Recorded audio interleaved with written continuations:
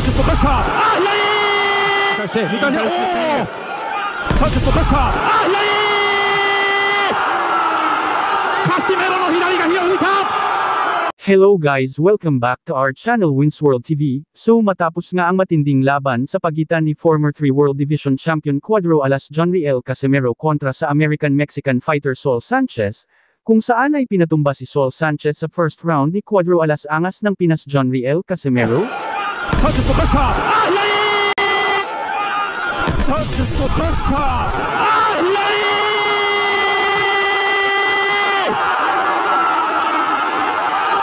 Casimero no hinari ga hiyuita! Kung saan halos lumipad na ang ulo nito sa sobrang lakas ng suntok ni Cuadro Alas Jonriel Casimero.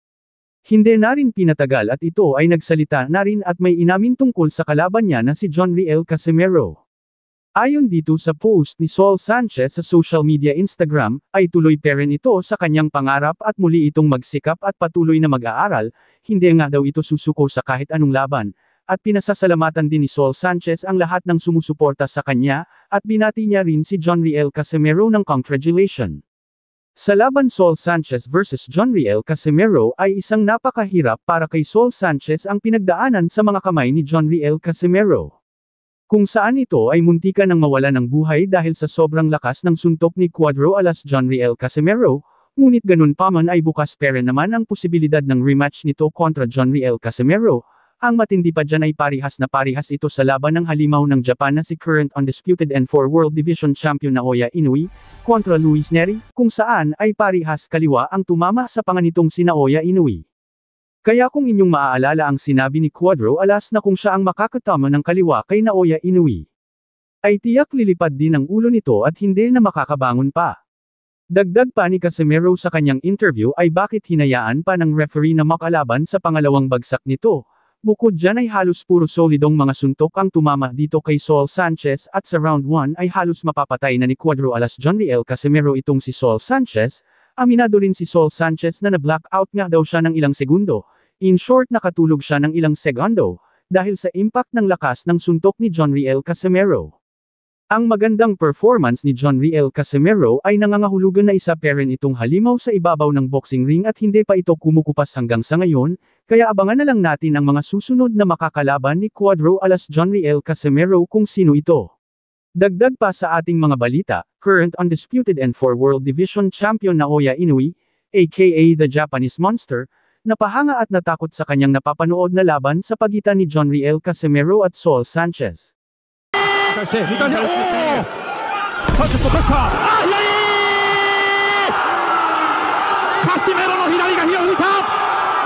2度目に匹敵するものを見せなくてはいけない両者、ジョンリエル・カシメロ vs サウル・チャンス・サンチェス。10回戦が始まりました。まずは第1ラウンド、カシメロのコンディションも心配されるんですけれども、さあいきなりいった、ぐらついた、しかし右を入れた、手をついたかどうだ、ダウンか、ダウンです。チェスもいいカウンターあったんですけどね、勝った後に。いやさすがカシメロ、攻撃力ありますね。いきなりだ、まだ30秒経っていません。まずはダウンを奪ったのはジョンリエル・カシメロ。なんとかちょっと手を思わずついてしまったというようなことになりましたサンチェス。ただカシメロはかなりかかっています。サンチェスの方はランキング、世界ランキング入りはしているんですけれども、こちらはバンタム級でのランキング入りということで、階級で言いますと岩瀬さん重いんですよね。この辺りはまたこちらのコンディションもどうかというのが気になります。いやしかしカシメロの方はキレありますね。やはり序盤強いですね、カシメロ。いきなりダウンが奪われました。ただそこからサンチェスの方もいいパンチを返しました。ちょっとこれは目が離せません。なっちゃう。ここで左フック。これサンチェスこれ得意なんですよ。もうためを作らずに左フックうまく打ち込めるんですよね。今度はボディに打ち込んでいくカシメロ。少しフェイントを入れましたサンチェス。そこに対して2回目、サンチェスのプレッシャー、カシメロの左が火を吹いた。2度目のダウン。サンチェス立ち上がれるか、うなずいた。立ち上がりました。残りは1分。さあカシメロが来るか、仕留めに来る。サンチェスしのげるか、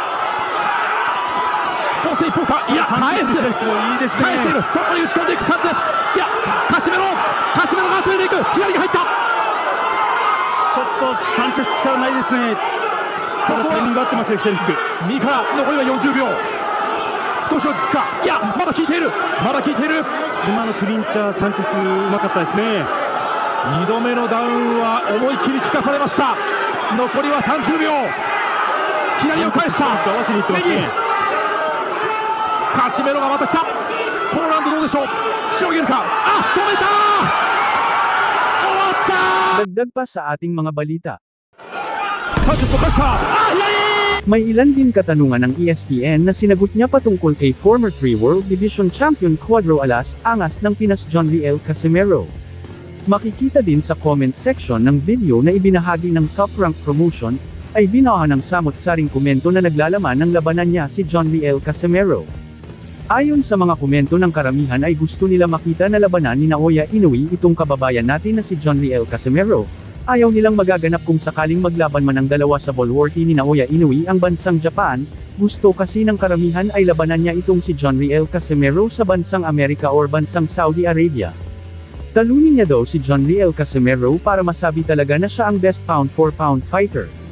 Dagdag pa ay malakas lang daw itong si Naoya Inoue sa kanyang bansa. Matagal na kasi hinamo ni Cuadro Alas John Riel Casimero itong si Naoya Inoue. Na kinaiinisan niya at sinabihan itong si John Riel Casimero na maliit na payaso lang daw ang tingin niya dito. Ayon sa Japanese media, ikatlo sa John Riel Casimero sa pinagpipilian na gusto niyang makalaban sa 122. Gusto na rin daw labanan ni Naoya Inoue itong si Cuadro Alas Angas ng Pinas John Riel Casimero, ngunit nakadepende daw ngayon sa paparating niyang laban kung maipapanalo ni Cuadro Alas Angas ng Pinas ang kanyang laban ngayon paparating na October 13, 2024 na kontra Saul Sanchez. Marami naman mga fans ang nagsasabi na takot talaga itong tinaguri ang halimaw ng Japan kay Cuadro Alas Angas ng Pinas John Riel Casimero. Simula kasi 2018 ay hindi pa ito natatalo si John Riel Casimero, hanggang sa ngayon taon kasalukuyan. Kabilang sa kanyang panalo sa naging previous na mga laban. Tinalo niya si Filipas Netumboa by a unanimous decision. Tinalo niya din si Raya Akaho by a second round knockouts. At Yakinori Uguni na naging resulta lang ng tabla. Ngunit marami ang nakapansin sa laban Yakinori Uguni kontra John Riel Casimero, naluto ang laban dahil isang maliit lang na sugat ang natamo ni Yakinori Uguni, ay bigla nagdesisyon na itigil na ang laban, kaya marami ang nakapansin na luto ang laban na iyon. Dumako naman tayo sa iba pang mga balita.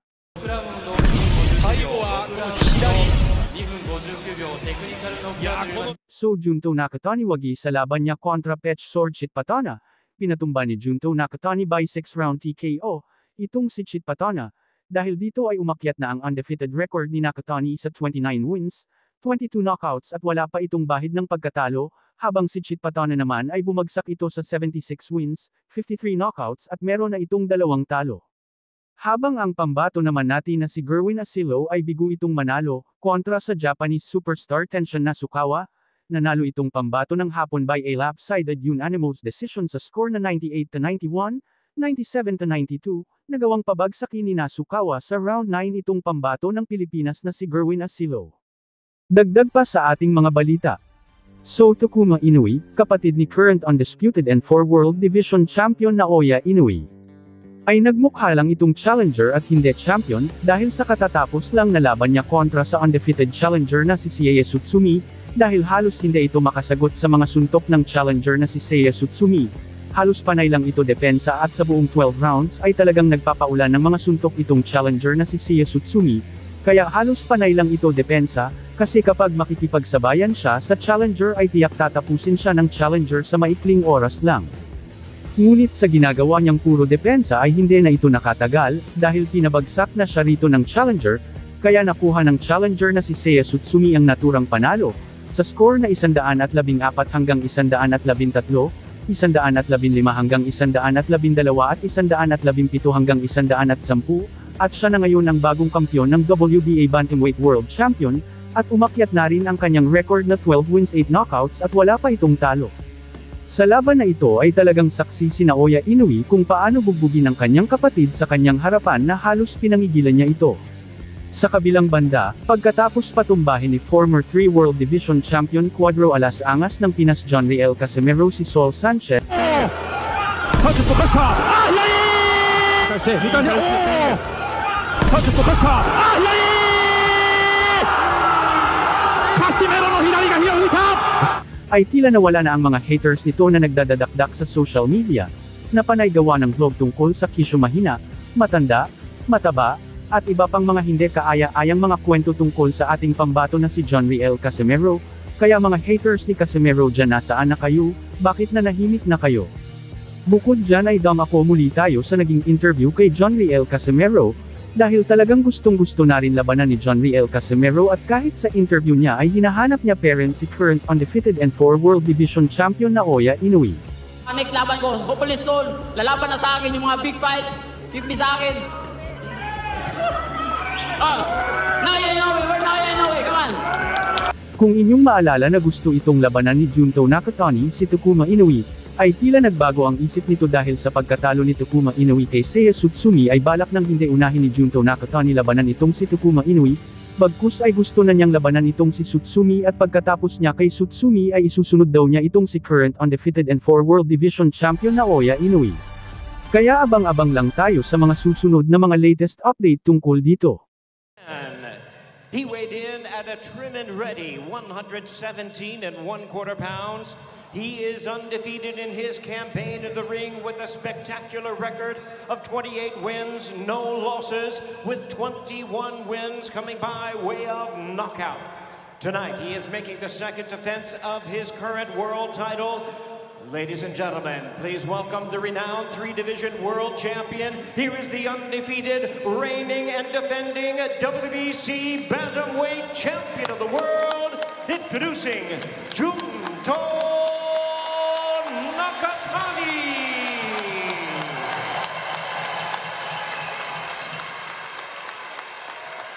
And his opponent across the ring is the challenger, fighting out of the blue corner, wearing black trunks with gold trim, joining us from Roy Et, Thailand. He weighed in at 117 and 3/4 pounds. His record stands at 75 wins with only 1 defeat and 53 wins coming by way of knockout. He is the current holder of the WBC Asian Bantamweight title. Tonight, he is making his second attempt at a world title. Ladies and gentlemen, please welcome the Southpaw challenger, the WBC #1 ranked bantamweight contender, introducing Petsor Chikpatana. Once again, our referee in charge, now to give instructions, is Lawrence Cole. This is good, all right? Good luck. Come back there.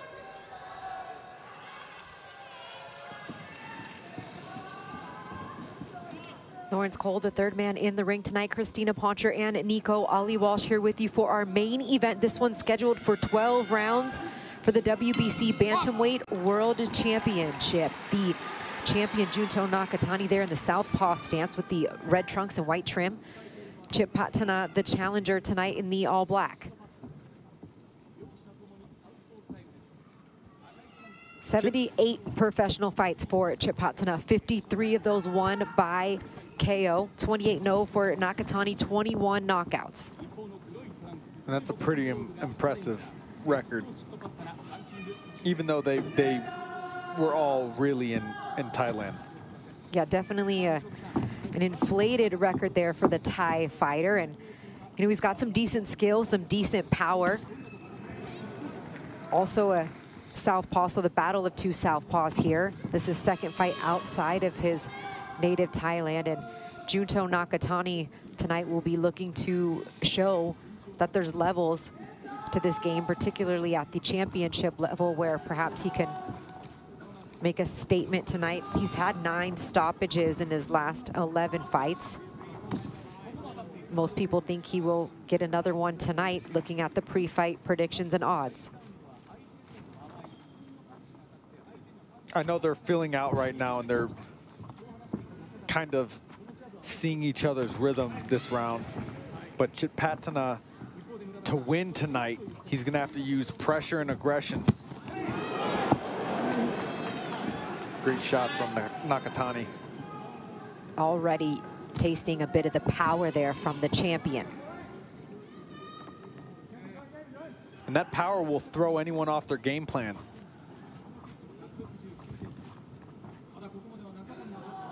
Nakatani shooting the jab there with the lead right hand. Chipatana looking to close the distance. Hasn't thrown much of anything here in the first 2 minutes of round one. Nakatani using the jab. Yeah, right now Nakatani's reading him. He's downloading information. Nakatani did score a first round knockout in his last outing against Vincent Astrolabio with a beautiful shot to the body. He's got great body work consistently. 30 seconds left here in round one. There, Chipatana looks to shoot the jab and misses with the left hand.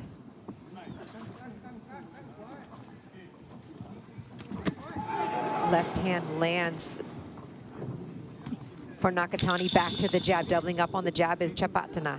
Doing right now here in round 6. Nakatani's doubling a lot of his lead shots. A lot of lead right hooks, a lot of lead right uppercuts. And they're landing.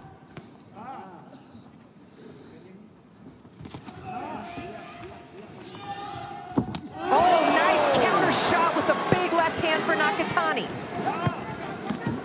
Beautiful work here as he's pouring it on, and down goes Chipatana here in round 6. This is when he smells blood. Will Chipatana get up? He will. He marches forward. We're gonna see Nakatani right now. This is what I was talking about. He looks over to Rudy Hernandez and continues to pour on the punches. Chipatana doing his best to try to stay in this fight. Under a minute left to work here in round 6. Nakatani takes a step back. He's being calculated. Patient, Nakatani. Again, some solid work there with the right hand. Chipatana doing his best. Looks like he's recovered fairly well from the knockdown. 20 seconds left here in round 6. It looks like Nakatani's looking for that overhand left again. A bit off balance there, and just a strong combination of punches landed once again for Nakatani. Oh, that was a big shot right there. Beautiful left hand. Oh, the fight's over. 2 knockdowns, the fight is over. Just a monster, heavy hitter. 3 consecutive stoppage victories at 118 pounds, and Junto Nakatani remains undefeated, defending his WBC bantamweight crown tonight. Amazing, amazing performance. Like I said, he smelt blood and got straight after it. I mean, Chipatana too tried to be game, tried to answer back with some punches, but left himself standing right in front of Junto Nakatani. All it takes is one. He landed that just a beautiful left. It looked like an overhand left as Chipatana was falling in. It was a perfectly timed counter for that first knockdown. And that's the first stoppage loss in the career, the 70, now 8-fight career of Petsor Chipatana, and Junto Nakatani is an absolute force. I mean, that power is so real. That's 29 wins, 22 by knockout, and you can really tell how much that he's come into his own now at bantamweight. This is his weight. Ladies and gentlemen, we have the time of 2 minutes, 59 seconds in round number 6. Our referee in charge, Lawrence Cole, stops the contest. He is the winner by way of technical knockout, still undefeated, and still the WBC Bantamweight Champion of the World, Junto! I'm about to go off like a weapon. Fuel to the top, got a filled up engine. So ayon sa ating napag-alaman ay nagtamo daw itong si Saul Sanchez ng matinding pinsala, na kung saan ay mailan ulit daw ito nahilo, pagkatapos ng kanilang laban sa ating kababayan na si former 3 World Division Champion Cuadro Alas Angas ng Pinas Jonriel Casimero, na ginanap ngayong araw October 13, 2024 sa bansang Japan. Dahil sa pangyayaring ito ay aktong nasasaksihan ng iilang fans at Team Sanchez ang pangyayaring ito at para na rin ito sa kaligtasan ni Saul Sanchez, ay nagsalang ito sa iba't ibang mga test para masiguro na ito ay ligtas. Dahil napakadelikado sa isang boksingero ang mahilo lalong-lalo nakakatapos lang ng laban niya sa former 3 World Division Champion Cuadro Alas Angas ng Pinas Jonriel Casimero. Dahil sa pangyayaring ito ay inaasahan na rin ng mga boxing expert dahil halos solid ang tama ni Saul Sanchez kontra Jonriel Casimero, magmula sa umpisa ng round 1, hanggang sa kalagitnaan nito ay puro solid ang natatanggap niyang suntok dito. Sanchez mo kasa! Sanchez mo kasa! Casimero no hinari ga hirari! Kaya hindi rin ito katakataka na maapektuhan ang kanyang utak at maalog ito dahil sa sobrang lakas ng impact ng suntok ni former 3 World Division Champion Cuadro Alas Angas ng Pinas Jonriel Casimero. At isa sa mga sintomas nito ay ang pagkahilo. Ang pinsala sa utak ay isang napakalaking alalahanin sa isang combat sport tulad ng boxing, kung saan ang mga boksingero ay nasusuntok ng todo sa mukha.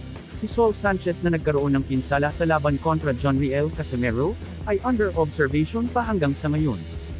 Para naman sa kababayan nating si former 3 World Division Champion Cuadro Alas Angas ng Pinas Jonriel Casimero, congratulations, at binigyan mo na naman ng isang karangalan ang bansang sinilangan ng bansang Pilipinas at sa mga haters naman ni Jonriel Casimero, ay puro mali ang mga sinasabi ninyo na isang mahina na nilalang itong si Cuadro Alas Jonriel Casimero, siguro kita nyo naman sa laban niya kontra Saul Sanchez kung gaano ito kalakas. At sa mga solid Casimero fanatics at solid Casimero supporters, congratulations, God bless us. Sanchez mo kasa! Sanchez mo kasa! まずは第1ラウンド、カシメロのコンディションも心配されるんですけれども、さあ、いきなりいったぐらついたしかし右を入れた手をついたかどうだ。 Dagdag pa sa ating mga balita. Maingay at matunog na ang planong pagkasa ng bigating sikat na promoter na si Bob Arum, sa laban ng dalawang Japanese boxer at parihas undefeated world champion.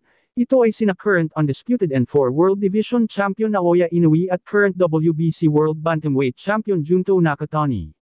Ayon dito sa current WBC World Champion na si Junto Nakatani ay talagang nakahanay at nakaplano na talaga ang paglaban niya sa current undisputed N4 World Division Champion na si Naoya Inoue aka the Japanese Monster. Ngunit bago niya kakalabanin si Naoya Inoue, ay uunahin niya muna ang kapatid nito na si current WBA Bantamweight Champion Takuma Inoue sa isang unification fight. Alam naman ng karamihan na sa dugo talaga ng magkapatid na Inoue ang isang magaling at malakas na boksingero, at aminado naman itong si Junto Nakatani na talagang totoo na malakas ang magkapatid na ito, ngunit susubukan pa rin ni Junto Nakatani ang kanilang mga lakas sa pamamagitan ng paglaban niya dito. Pagkatapos niya talunin si Takuma Inoue, kapatid ni Naoya Inoue ay isusunod niya itong si Naoya Inoue at Jonriel Casimero. Ayon kay Nakatani ay gusto niya rin makalaban si Cuadro Alas Angas ng Pinas Jonriel Casimero, dahil gustong-gusto niya talaga mangbagbog ng mga boksingerong maangas sa ibabaw ng boxing ring. Aminado din dito si Junto Nakatani na isang malakas na nilalang itong si Jonriel Casimero, ngunit wala namang masama daw kung susubukan niya ang lakas nito. Dahil tulad sa rason niya na gusto niya makalaban ang Inoue brothers ay ganun din ang rason niya sa paglaban niya sa angas ng Pinas Jonriel Casimero. Sa kasalukuyan ay napakaabala itong si Junto Nakatani sa kanyang mga training, bilang paghahanda sa paparating niyang laban na magaganap sa bansang Japan ngayong October 14, 2024, ang laban ay isang world title defense. Dedepensahan ni Junto Nakatani ang kanyang hawak na titulo laban kay Tasanasalapat ng bansang Thailand na may tala na 76 wins, 53 dito ay tinalo niya sa pamamagitan ng knockouts, at may isang talo. Marami din kasing naniniwala sa lakas nitong si Junto Nakatani at makakapagbigay ng unang pagkatalo dito sa tinaguriang The Japanese Monster Naoya Inoue. Kaya kabang-abang talaga ang laban Naoya Inoue kontra Junto Nakatani at Jonriel Casimero kontra Junto Nakatani. Ano sa tingin nyo guys, babagsak kaya si Junto Nakatani sa mga kamay ni Naoya Inoue or babagsak ito sa mga kamay ng tinaguriang Cuadro Alas Angas ng Pinas Jonriel Casimero?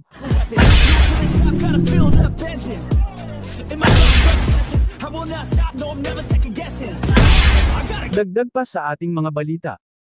So pagkatapos nga tibagin ni WBC Bantamweight World Champion na si Junto Nakatani. Sa round 1, itong si Vincent De Acero Astrolabio, ay tila naging daan ito para itong si Junto Nakatani ang nakahanay na naman na gusto makalaban ni former 3 World Division Champion, Cuadro Alas Angas ng Pinas Jonriel Casimero, dahil alam naman ng karamihan na ang laban ni Naoya Inoue versus Jonriel Casimero ay medyo malabo na mangyari, dahil talagang hindi pinapansin ni Naoya Inoue itong si Cuadro Alas Angas ng Pinas Jonriel Casimero kahit ano pa ang gawin niyang pagpapapansin dito. Ngunit ang labanan Jonriel Casimero versus Junto Nakatani, ay sobrang laki ng pag-asa na maikasa ito. Dahil kung itong si Jonriel Casimero, ay magiging champion sa 122-pound Super Bantamweight Division, kung sakaling iwanan na ni Naoya Inoue ang kanyang titulo na hawak sa Super Bantamweight Division, ay pwede nang upuan ni Jonriel Casimero ang division sa oras na umakyat na ng timbang itong si Naoya Inoue. Sa bagong henerasyon kasi ngayon guys ay ang mga bagong titulo ang pinagbabasihan sa laban, in short hindi kalalabanan ng mga Hapon, kung hindi ikaw ang mandatory challenger. Uhaw na uhaw kasi ang mga Hapon pagdating sa titulo. Kaya kung si Jonriel Casimero ang maging champion sa naturang division ay tiyak may pag-asa itong si Jonriel Casimero makalaban si Junto Nakatani.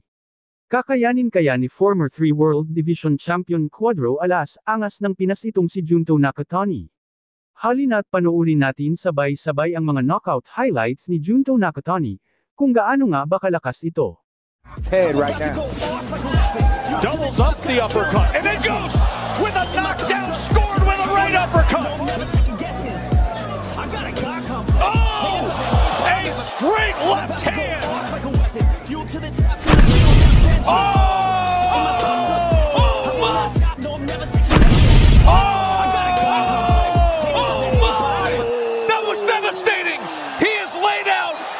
Thank you for watching. Salamat sa inyong panunood. This is Wins World TV, saying peace, love and good vibes lang tayo lagi, okay, alright.